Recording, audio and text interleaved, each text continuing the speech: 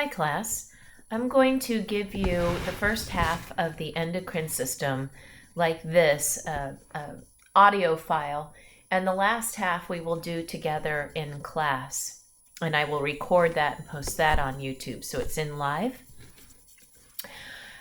This is coming from chapter 20 of your McKinley O'Loughlin textbook, but really this can go with any anatomy textbook that you might be using for any other class. I'm going to give you in this first half of this lecture an overview of endocrine glands and how they target specific cells and how they migrate through the body. Then I will start to focus on specific ways that the release of hormones are controlled, and then we will start focusing on specific endocrine glands, with the thyroid gland as being our prototypic go-to endocrine gland to look at, especially for controls.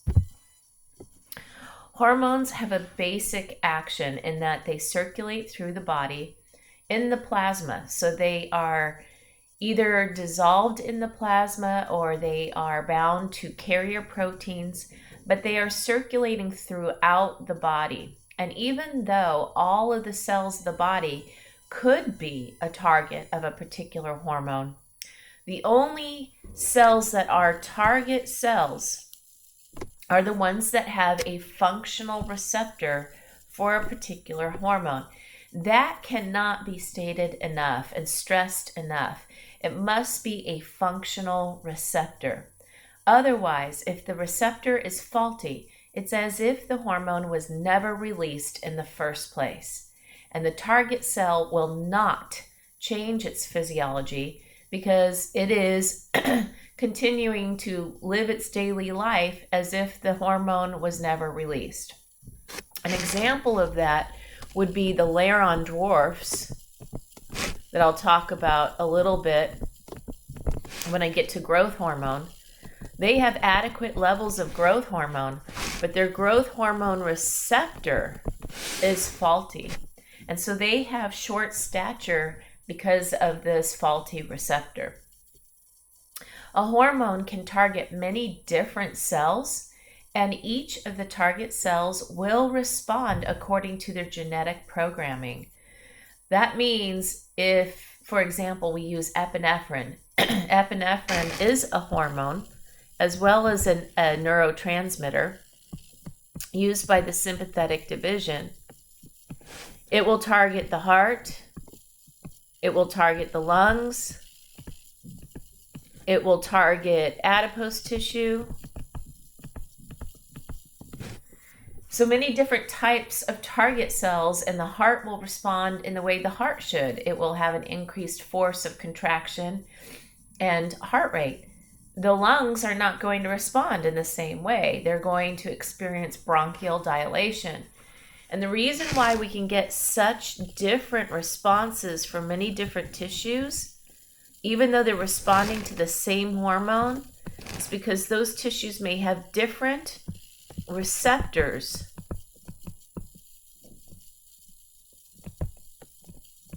that are used to bind to the hormone. That's how we get such great variability. So again, they're going to respond to the hormone according to their pre-programmed response. Their genetic detail, their genetic expression will cause them to respond a certain way. Hormones can be triggered for release in 3 different ways. Humoral means in the blood. Something in the blood causes the change in the release of the hormones. Neural means through an action potential, in which case the hormone is released as if it's a neurotransmitter. So I'm going to put like NT for neurotransmitter. And then hormonal means a chain of commands, or a chain of endocrine glands communicating to each other. And that's the one that we're going to focus the most on in class. When we talk about regulation of how much hormone is released, we need to use feedback mechanisms. Negative feedback mechanisms shown here in this picture is associated the most with health. Simply put, it means if you deviate, then the correction and the deviation go in opposite direction. And I'll give you an example with temperature. If your body temperature goes up, then the correction should be to cool your body. So if you are too hot, your cooling mechanisms should correct for that. You should start sweating. You should have vasodilation of your dermal blood vessels. You sprawl to increase the surface area of your body to the environment to augment evaporation of your sweat. If your body temperature gets too cold, then corrective mechanisms should ensue to heat up your body. If you are too cold, you should start shivering. You curl up, you decrease the amount of surface area exposed to the environment. Again, with negative feedback, the deviation and the correction go in opposite direction. But some hormones are regulated through positive feedback mechanisms, like breastfeeding shown here, but also labor. And this means that deviation and correction go in the same direction. Clotting also occurs this way, blood clotting. And to put it in another way, if I get some clotting factors, platelets, activated, the correction will be to get more of them. So platelets activated leads to more platelets activated, leads to more platelets activated, leads to more clotting, leads to more clotting. So more leads to more. And with positive feedback mechanisms, they must end. Otherwise, the ultimate ending of a positive feedback mechanism will be death. In some way, this more leading to more leads to more, needs to stop. It needs to stop with a negative feedback mechanism. So all positive must end with a negative under healthy circumstances. We have to get back to set point, our starting point, or back toward it at least. So very few hormones are going to follow this positive feedback mechanism. Our primary oxytocin shown here is a big one. But most of our focus for this unit will be using negative feedback mechanisms to make sure that we maintain homeostasis. And that means a stable internal environment.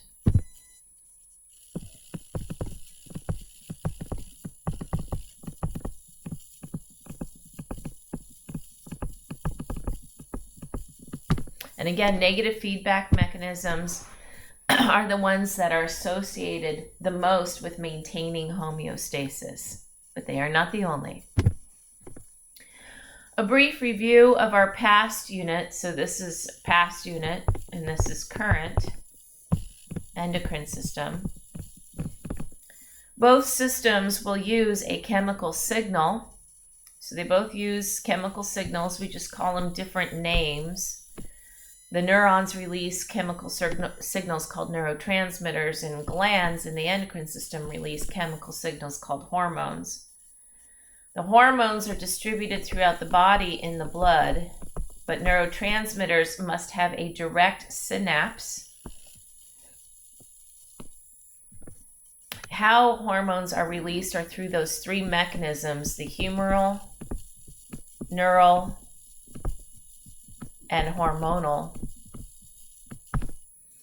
But we know that neurotransmitters use electrical impulses. Neurons can fire an action potential in as little as 1 millisecond, but to get hormones released, it requires many more seconds to minutes and can even last for days to months. One of the fastest acting hormones is a steroid-derived hormone, and it can provoke changes in your renal system within 45 minutes. And cortisol, a different hormone that is also a steroid, can have long-lasting effects in your body for months. It is your stress hormone, and we'll talk about that in more detail later. Nervous system is quick to start, but it's also quick to stop. If the stimulus stops, then the neuron stops firing. But endocrine glands can continue to release hormones long after the initial stimulus. And the best example of that is cortisol again. Stress provokes the release of cortisol, much like you all, since you started anatomy, have been under chronic stress. Your body has been releasing cortisol, and it's been causing changes in your body. You might have noticed that you're gaining weight, you're eating more, and you have all of that to thank for your stress response or from your stress response. It'll take months for you to recover from this class. Now, how is the endocrine system different from exocrine? Endocrine systems are going to release the chemical signal into the bloodstream, directly into the bloodstream. It is a chemical signal and can target cells that are very far away in the body. They do not use a duct, so that means they do not use an epithelial-lined vessel of some sort. Here's my epithelium. It's directly released into the bloodstream. So notice over here with the pancreas, right here, the yellow, the pancreas is both endocrine and exocrine. The pancreas will release insulin and glucagon into the bloodstream, but it's also exocrine in that it will release digestive enzymes through a duct, through an epithelial-lined vessel, not a blood vessel, a duct. So you can think of your air conditioning and heating ducts in your house, in your classroom, and you can think of the air being blown from one area to your classroom through those ducts. You heard me say earlier that hormones can be stimulated for release in 3 different fashions. Humoral means something is in the blood. Something is the stimulus in the blood. For example, parathyroid hormone is a hormone released by parathyroid glands, these tiny little nodule-looking glands here. And parathyroid hormone is released when blood calcium levels, the concentration of it, goes down, then that stimulates the release of parathyroid hormone. If the calcium levels in your blood go up, then that will stop the release of parathyroid hormone. So something in the blood. Other examples would be your insulin, glucagon. Lots of hormones are released in a humoral fashion. Neural means that the hormone is released at the end of an axon through the terminal boutons. So it's released as if it were going to be a neurotransmitter, but because it's dumped directly into the bloodstream, now it's considered to be a hormone. And the best examples of that would be epinephrine, of course, released by the adrenal medulla, oxytocin, and another one, ADH, antidiuretic hormone, which you will learn more about in Unit 4 when we talk about the renal system. The prime focus of today, and when we finish this lecture, will be on a hormonal mechanism. This means where one endocrine gland targets a second endocrine gland, which in third will target some third endocrine gland. So the first endocrine gland has to release the first hormone, which will target the second endocrine gland, which will release the second hormone. And that targets the third endocrine gland, which will now release the third hormone.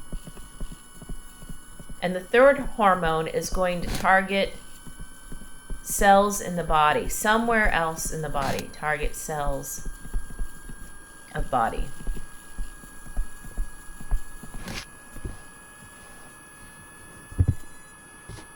So let's start with the hypothalamus. The hypothalamus is about the size of an almond. And for such a small little gland, it actually controls a lot. It controls your hunger, your anger, temperature, sex drive. It controls a lot. But it also helps with controlling downstream hormone release, specifically from the anterior pituitary.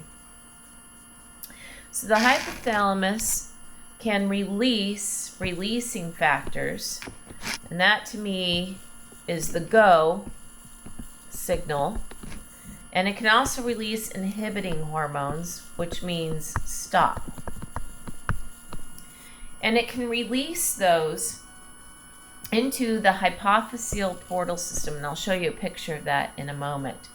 I'll remind you a portal system is a series of two capillary beds in tandem, and the way that they're connected to each other is either through veins, in which case it's a venous portal system, which you will learn about in the digestive tract, or it can be an arterial portal system, which you will learn more about when we do our renal section. So the hypothalamus can release hormones that are releasing hormones, and the term releasing hormone is in the name of that hormone. So this one is gonadotropin releasing hormone. This is thyrotropin releasing hormone. This is corticotropin releasing hormone. And this is growth hormone releasing hormone. It can also release some inhibitory hormones. Prolactin inhibitory hormone, also known as dopamine, tells the anterior pituitary to not release prolactin because most of us appreciate that we're not lactating right now. And that would be socially awkward. If our hypothalamus didn't release this, we can get in big trouble socially, if you want to think of it that way.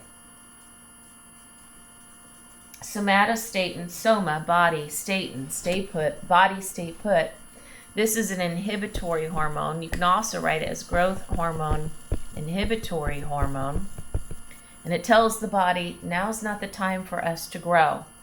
If you're under a lot of stress, if you're physically abused, being tortured, now's not the time to grow. So this picture is showing you more of a cartoon style. The hypothalamus has two ways to communicate to the pituitary. Either we'll use a direct release, and you can see these axons extend into the posterior pituitary. And the posterior pituitary is actually a continuation of the hypothalamus.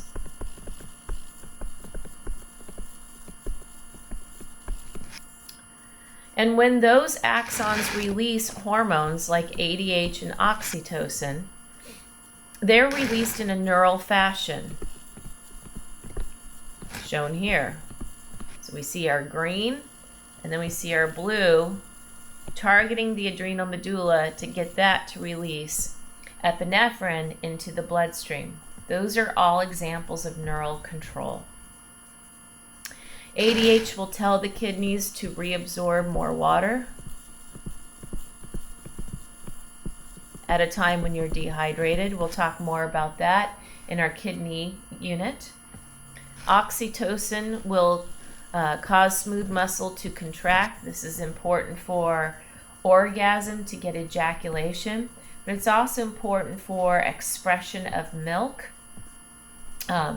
for releasing the milk let down from the mammary glands, but it is also important for labor and also orgasm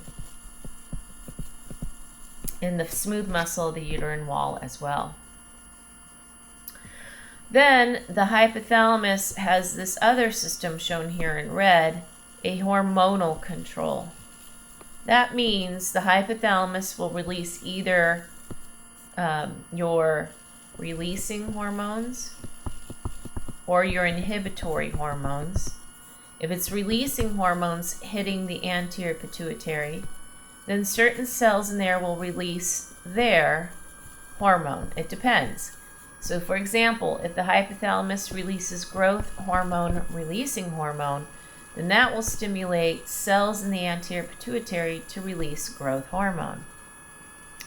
If the hypothalamus releases TRH, thyrotropin releasing hormone, then cells in the hypothalamus will release TSH, thyroid stimulating hormone.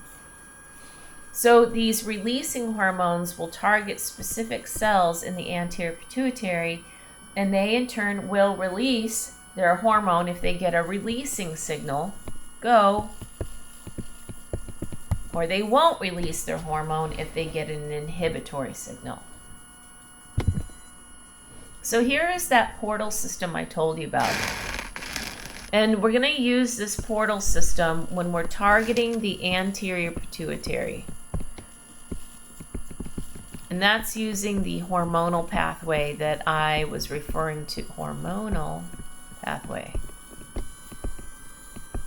So if the hypothalamus releases a releasing hormone or inhibitory hormone, it's going to go into this first capillary bed. So that's the first one.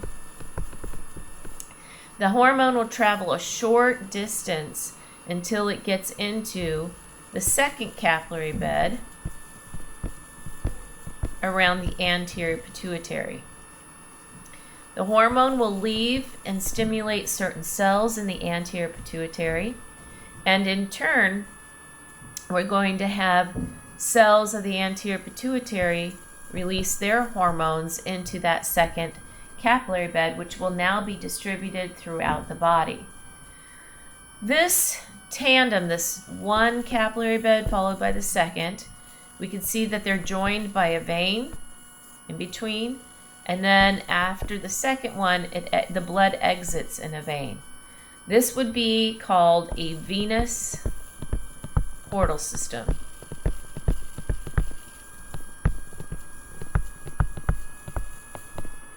Because we see an artery leading to a vein, leading to a second capillary, leading to a second vein. So we have 1, 2 veins.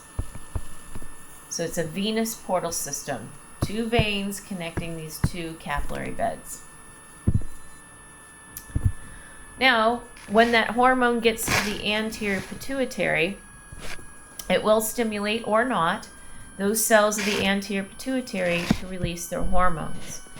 The hypothalamus, remember, also has axons that extend into the posterior pituitary, which is an extension of the hypothalamus. Posterior pituitary is also called the neurohypophysis, and it is an extension of the hypothalamus. It really, in my opinion, should not be called the posterior pituitary. It should just be called the lower hypothalamus. If I were the early anatomist that discovered this, that's what I would have called it, lower hypothalamus. And again, ADH and oxytocin are released from the posterior pituitary, aka lower hypothalamus. Don't use that for real. Don't say lower hypothalamus for real. That's just my way of describing it to you. The adenohypophysis is also called the anterior pituitary. And the adenohypophysis actually originated from your throat. And that gland rose superiorly until it reached your cranial cavity and took up residence in your sella turcica. Remember that indented region of the sphenoid bone. So both the anterior pituitary, which came from your throat, and the posterior pituitary, which is an extension of the hypothalamus, decided to live together in the sella turcica of the sphenoid bone. Now, again, if we look at these axons extending into the posterior pituitary, The posterior pituitary does not make hormones. It merely stores them. It actually is made, those hormones are made by the axon cell bodies, or the somas, I should say, the neuronal cell bodies found in the hypothalamus, shown here. And then the neurotransmitter slash hormone is stored in the terminal boutons until release. And again, ADH is going to tell your kidneys to reabsorb more water at a time when you are dehydrated. More on this to be continued when I get to the kidney chapter. And oxytocin, which causes smooth muscle to contract. Smooth muscle in the male for ejaculation, smooth muscle in the female, the uterus for labor and delivery, also for orgasm as well, and for release of milk from the mammary glands. The anterior pituitary does make and store 7 hormones. So it makes thyroid stimulating hormone, prolactin, adrenocorticotropin hormone, growth hormone. 2 of them are here. FSH, follicular stimulating hormone, and LH, luteinizing hormone. And then lastly, melanocyte stimulating hormone. I remember those 7 hormones by this acronym. Melons grow and produce through late fall. Melons grow and produce through late fall. M stands for melanocyte stimulating hormone. G stands for growth hormone. A stands for adrenocorticotropic hormone. P stands for prolactin. T stands for thyroid stimulating hormone, L stands for luteinizing hormone, and F stands for follicular stimulating hormone, which are released by gonads. Here is a chart, a table, I should say, from your textbook showing you the hormones released by the anterior pituitary, the specific cells in the anterior pituitary that releases those hormones, thyrotropic, somatotropic. Those are just different camps of cells. All 7 of these hormones are not released and made by the same types of cells, so that's why anatomists gave them different names. You should always know the target and what responses the target cell will have. When it comes to disorders, pay attention to class. Pay attention to whatever I talk about in lecture. You do not need to memorize this entire column. I am only going to pick a few to highlight.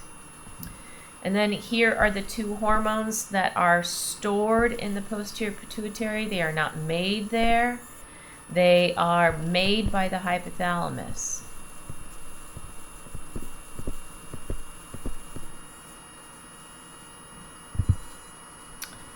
Now let's talk about one hormone released by the anterior pituitary, one specific hormone, just to start our conversation. Growth hormone. And the target cells at first were considered to be non-endocrine, but now we know that that story has slightly changed, and I'll explain on the next few slides, so just give me a moment. Let me first tell you what growth hormone does. Well, first, its name tells you what it's going to tell the body to do, and that is to grow. So it has a huge target in skeletal muscle, because when you grow, you're going to need more muscle mass as you grow, not just for muscle lengthening, but also to get bigger. But it is also going to target cartilage cells,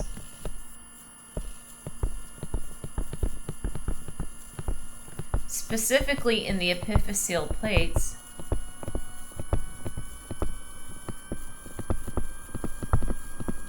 and that's the reason why you start to grow in height when you go through your growth spurt in puberty. But we learned in our chapter 6, I believe it was, when we learned about skeletal growth, that is the beginning of the end. When the epiphyseal plates close, when you no longer have cartilaginous cells, you don't grow anymore. And here's a picture of the Alton giant. I have it right here. And he had a anterior pituitary tumor, and his somatotropes, the ones that make growth hormone, were overactive, not obeying negative feedback control, and so he kept growing and growing and growing. And right here, this is his dad. That's not his son, that's his dad, and his dad was like a 6 foot something tall person. He was not a short person. And here's his brother, and again, a tall person. But look how big the Alton giant is. The growth hormone will also target the liver, and the liver in response will alter our usage of glucose. It's going to lead to more gluconeogenesis. That means more production of glucose, so that your body can actually start focusing on the growth process. Something else that the liver will release that I'll show you is called interleukin 1, also known as I'm just going to call it interleukin 1. It's also called somatomedin C.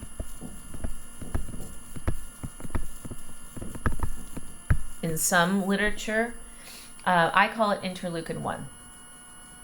Growth hormone leads to more glucose in the bloodstream. The cells aren't using it as much for energy. Instead, they're focusing on using fat. When you grow, if you notice, when you go through a growth spurt, or a teenager goes through a growth spurt, before the growth spurt, they pack on a lot of weight. They get a little chubby. And that's good. We want that, because when they actually start growing, they're going to use that fat for the growth. There's not as much reliance on glucose. So because there's a lot of glucose now in the bloodstream from the liver making it, and from lack of usage of it, not total lack, but minimal use of glucose, we say that growth hormone is diabetogenic, which means you just have a lot of glucose in your plasma, and you look like as if you have diabetes, but it's just from the growth hormone doing its job. Excessive growth hormone during puberty can lead to gigantism, but if your growth plates are closed, you can get something called acromegaly. And here is a picture of one of our previous instructors for anatomy, Professor Huska. And he developed an anterior pituitary tumor of the somatotropes. And you can see, look at his brow right here. Very, very pronounced brow. And if you saw a side picture of his mandible, that also has grown. He's had oppositional growth. So the growth of his bone has increased in width. And that's why his brow looks so big. His hands got big. His feet got big. And that was his first clue that he had a problem, because he was starting to go through his shoes. He kept having to buy more and more shoes that were bigger in width, because his feet were growing so much. He had to have his tumor removed, and I'll show you a picture of how they did that. And once this tumor was removed, you can see in the next picture how his bone remodeled and went back to a normal looking features for him. He just looks miserable when he had that tumor. And again, it's not because he's scowling, it's because it's just the bone growth. And it's not that it's painful, it's just they look like they're mean and mad, but they're not. It's just the bone growth. So here is, I lost my pen. Here is the hypophyseal axis, the chain of commands, because growth hormone is and a chain of commands. So the hypothalamus, when the body needs to grow, will tell the anterior pituitary, go, go, go, go. Now's the time to grow. So growth hormone releasing hormone is released. This will target somatotropes in the anterior pituitary. And they will release growth hormone. It will target bone and cartilage, and also skeletal muscle,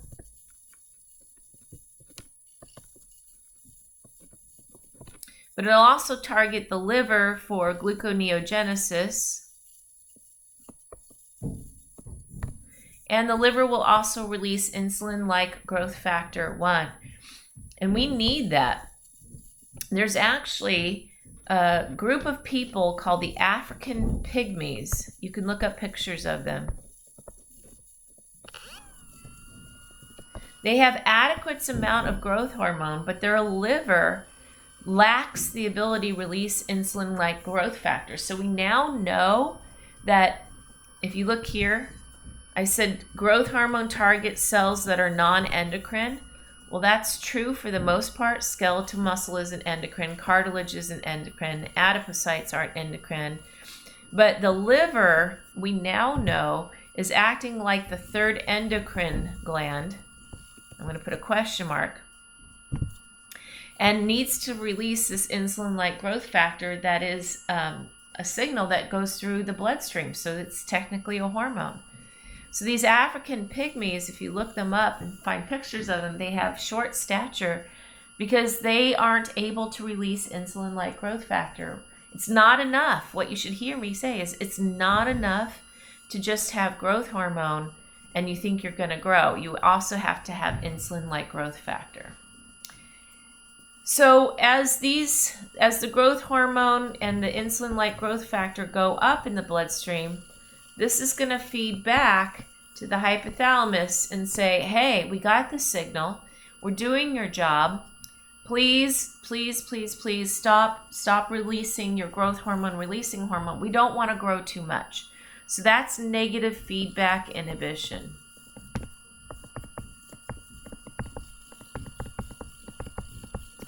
So then the hypothalamus might say, okay, I got your signal that we're growing now.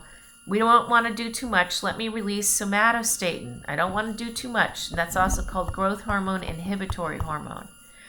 So when that's released, the somatotrope is told, stop, don't release growth hormone. So then the growth hormone levels would go down. The liver would stop releasing insulin-like growth factor. And when those levels go down, this is going to tell the hypothalamus, now it's time to start up again. This is still feedback. It's not positive feedback. Don't let that positive mark there fool you. It's still negative feedback. Deviation and correction go in opposite direction. So when insulin-like growth factor goes up, then your GHRH should go down. You don't want to keep releasing growth hormone. If insulin-like growth hormone goes down, then we're going to want GHRH to go up. So that's how this is negative feedback mechanisms. This picture over here shows how Professor Huska had his pituitary tumor removed. They go through the nasal cavity, they break through the sphenoid bone, and they basically pluck out that tumor. There's a problem with this, complication, because that tumor sits right behind the eye, and here is showing you the tumor right there growing. Because it sits right behind the eye, you can actually get a detached retina as a complication of this. That's what happened to Professor Huska. His tumor has since grown back. He's had it removed again, and he decided to retire and take care of himself. And we are sad to have lost him. He's not dead. He's just not teaching at our school anymore. So the thyroid gland, I'm going to just introduce it in this first half, but in class we will talk about the negative feedback regulation of the thyroid gland. This is our prototypic gland, our go-to to really focus on for negative feedback mechanisms. It is the largest pure endocrine gland in your body. It's found on the anterior surface of your neck, just below your cartilage for your larynx, like your thyroid cartilage where you have your laryngeal prominence, what you call your Adam's apple. So if you feel your Adam's apple, your laryngeal prominence, just feel right below that and you can palpate your thyroid gland. I'm sure you've gone to the doctor and they have palpated this to make sure that it's not growing too much. And I'll explain that in class, what I mean by growing. There are two lobes that are connected by a narrow region, an isthmus. And like I said, it's the largest pure endocrine gland. Histologically, the thyroid gland has these repeating functional units called follicles. And the follicles have these follicular cells shown here in pink. And they also have parafollicular cells. These are cells in between the follicles. The parafollicular cells are going to release a hormone called calcitonin, which we learned about in chapter 6. This is somewhat involved in calcium regulation, but not robustly. The prime hormone responsible for calcium regulation is parathyroid hormone, which I will talk about later in this PowerPoint. But in lab, when you see the thyroid gland tagged or in your histology, please remember that the thyroid gland can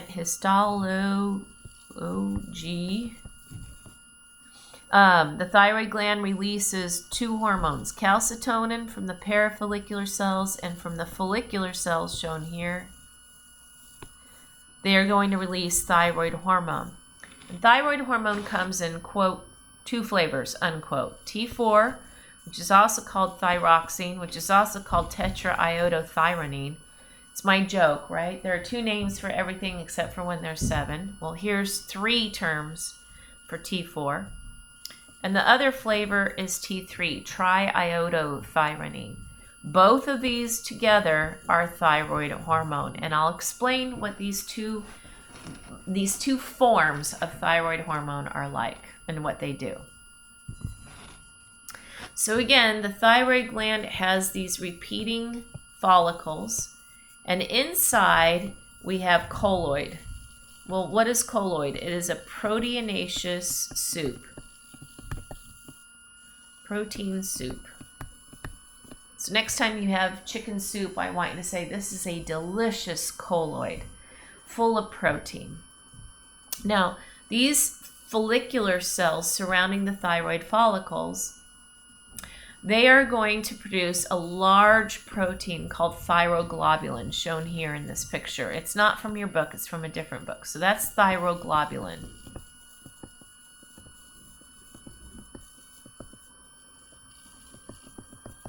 It's a protein, so it's a product of gene expression.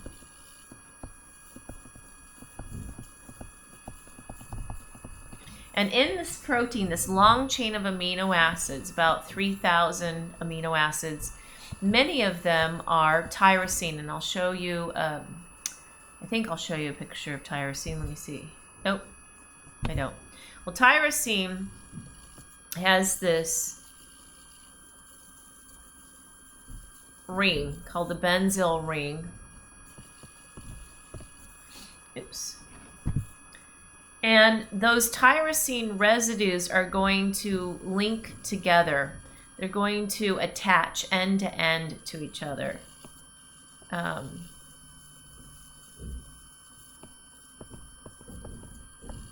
So when they attach like that, that's when you're going to make your thyroid hormone. And the T3 refers to how many iodines are attached. So if there are 3 attached, 3 iodides, then we call it T3. And if there's a 4th attached, we call it T4. 4 iodides, tetraiodo, or 3 triiodo. So iodine is going to be very important for the synthesis, attaching iodide to tyrosine. Again, if there are 3 attached, we get T3. And if there are 4 attached, we get T4. Now, because of these benzyl rings shown here, thyroid hormone, although derived from amino acids, you would predict it would be happy in our water environment of our plasma, but it's not. It actually behaves almost like a steroid. So I'm going to say steroid-like.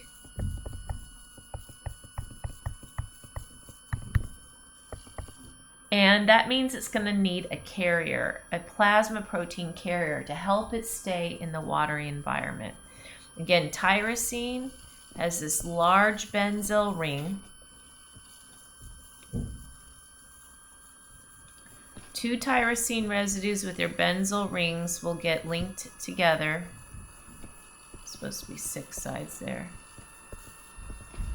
If I have 1, 2, 3 iodides attached, I get T3. If I have a 4th, then I have T4. And both T3 and T4 together equal thyroid hormone.